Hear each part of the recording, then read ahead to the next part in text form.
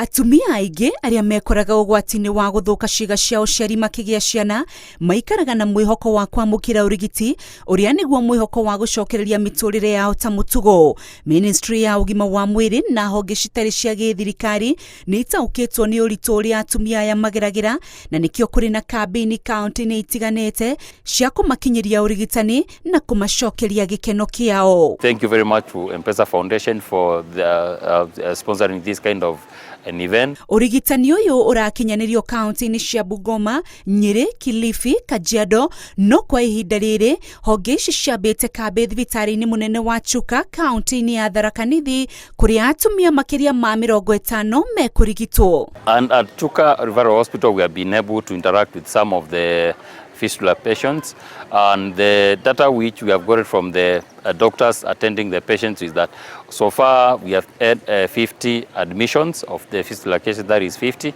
out of which 28 surgeries have already been done. Atumia arĩa marĩ na thĩna wa Fistula ona nja wa kaunti ya Tharaka Nithi nĩ moretio kũiga thoni igoti na gũkuhĩrĩria ũtungata wa ũrigiti ũtarĩ marĩhi. They are not actually just within from Tharaka Nithi County, but also they are coming as far as from Embu County, Nyeri County, Isiolo County, Meru County, Kitui County. Nikakuja on Sunday evening, nikapata admission, nikaadmitiwa.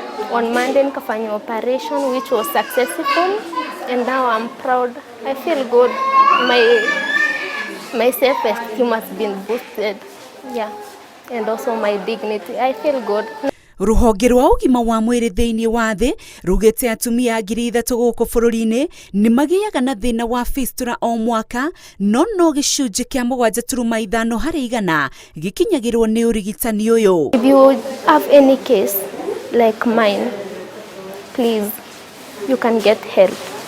Just go to the hospital. Ũrigiti ũyũ ũrakinyanĩrio nĩ Ministry ya ũgima wa mwĩrĩ, kaunti ya Tharaka Nithi, Beyond Zero Foundation, M-Pesa Foundation, UNFPA, AMREF na rũhonge rwa Flying Doctors.